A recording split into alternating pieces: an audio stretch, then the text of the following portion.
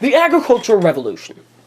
Before agriculture became an actual idea, it was just hunter and gatherer. You know, you move to one place, you kill some animals, you pick some fruit, and you eat, and when all that fruit is gone and when all the animals are dead, you move on to the next place, and that just becomes your entire life, moving around and eating. But one day, a caveman was sitting around his fire, he's getting pretty hungry, his tribe left him, he's just sitting around thinking what he's gonna do for food. And one day, he's like picking up, going through his regular things, he picks up an apple and he eats it. What he realizes is that inside this apple is these little brown things, and he doesn't really know what to do with them, so he just throws them on the ground. He comes back like a month later, and he realizes that this tree has grown from where he threw down this little brown thing. So what he decides to do is he decides to go out and get more of these seeds, and goes out into a field and starts planting them so that he can have more food. What he realizes is that throughout time, food would actually grow from these seeds. So he got all excited, he started going around and telling all his friends about this new invention of his called agriculture. They started farming, and then their friends started farming, and then before you know it, all these people become closer together and start forming farming communities where everybody just works on their field to grow their own food. I guess the importance of all of this is that all of our food today that we have comes from agriculture. Even your meat, the cows eat the wheat and the grass and the hay that is produced from agriculture, from the idea of moving water to one place into a farmland and planting things to grow food without having to go anywhere. And that's the big idea of the agricultural revolution. It allowed more people to stay in one place and have a surplus of food, which gave people more time to think about, to invent different things and improve human lives. And because there was a surplus of food, it also increased the human population drastically because people had, more time to sit around and do things. And then people also needed more children, more farmhands to work their growing fields. The Columbian Exchange. The first part of the Columbian Exchange was the discovery of the New World. Basically, a group of Europeans showed up and met the native people and were basically like, yeah, so this is mine now. And understandably, the natives didn't know what the Europeans were saying, and they were terrified of these new animals on these strange beasts. And even if the natives could understand what the Europeans were saying, well, they wouldn't agree with it because, well, it was the natives' land.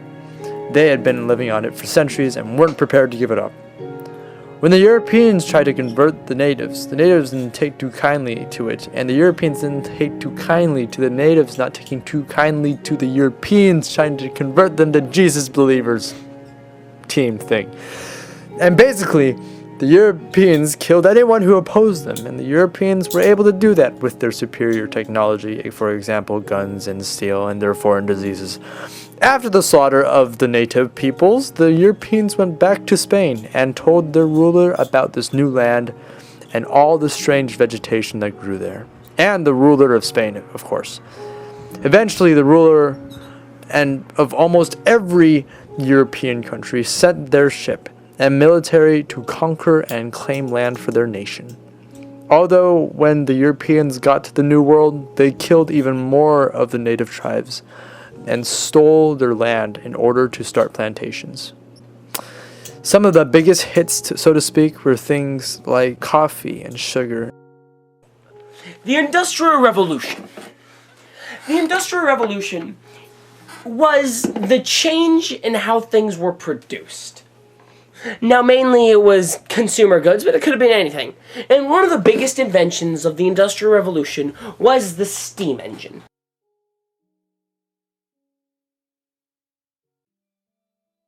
Basically, what the steam engine does was you would have a bunch of water, and you would boil all that water until you got a ton of steam.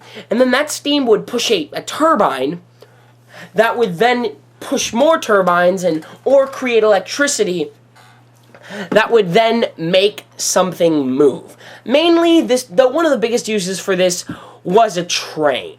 The choo-choo train. Although, another big invention in the Industrial Revolution was the assembly line and the division of labor. Basically, what would happen was you would line a bunch of people up, and every person would have one job. Say it was making a toy.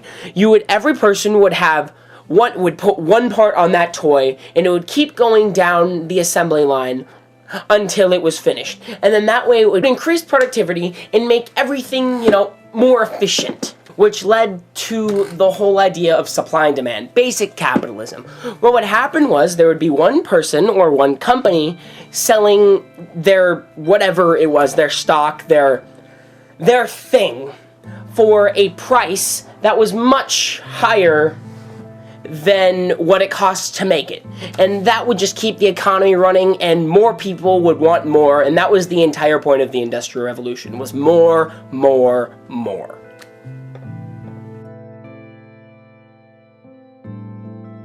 World War I, or the Great War. Basically what happened is, in World War I, after the assassination of Franz Ferdinand, it basically erupted in a giant war between Austria-Hungary and Siberia, which then sparked a war between Germany and Russia, which then sparked a war between Germany and Hungary, Austria, with Great Britain and France, because of all the major giant alliances. And after years of fighting, and after a while Germany was actually winning, what happened was both sides, Germany sent word to Italy asking for help, and the Allies sent word to the US asking for help. And both sides were like, okay, I'll help out, because of the many alliances in World War I. And the US was basically like, oh, wait, I can win? Oh, totally, yeah, guys, I'll totally help out America. Because, America and, always jumping in wars at the tail end of them. And basically what happened was, after the Triple Entente basically just shot down the Triple Alliance, there was a thing called the Treaty of Versailles that basically stated that everything was Germany's fault, and that nobody else was at fault, and that Germany had to pay all of the war debts, which then sent Germany spiraling into a giant depression, which then led up to World War II. Okay. World War II. A few years later, what happened was, basically, Germany, still in their giant depression, decided, you know what? I'm just not gonna pay anybody anymore. I'm tired of my entire economy going down the toilet for something that happened a long, long time ago.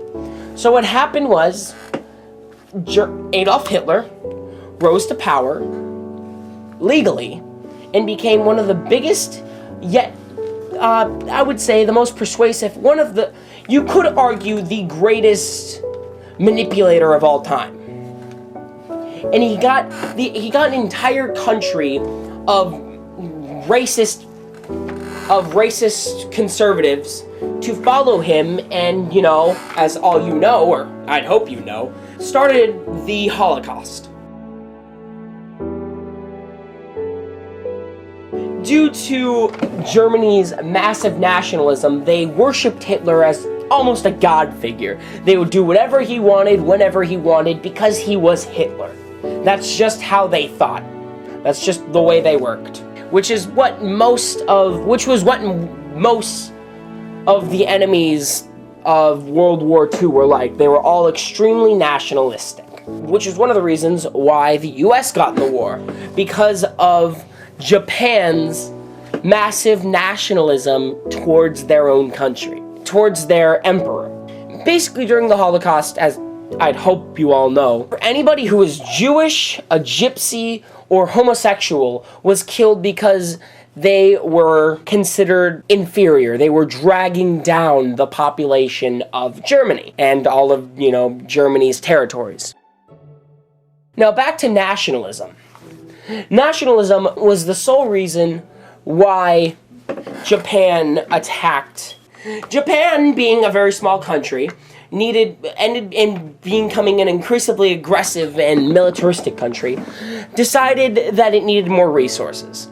And the US, wanting to block off the flow of aggression from Japan, they cut off all their oil. So in retaliation to this, Japan, as you should all know, bombed Pearl Harbor, which then sent the US from sitting back and being like, oh, it's not my problem, like, I'm not gonna get in this, to, oh, I'm totally in this, let's go kill everyone. Because, you know, when you mess with America's boats, they get really angry. And like in the First World War, after the United States got in to the war, somehow we all magically have a way of coming in and right at the right time just so we can come in and completely win and kill everyone.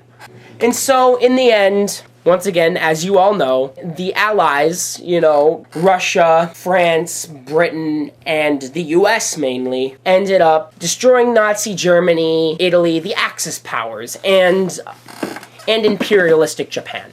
And I guess the reason why this is so important is just because it's just the show of nationalism and how far somebody with enough charisma can lead a nationalistic country into doing whatever they want and committing mass atrocities like we've seen throughout history.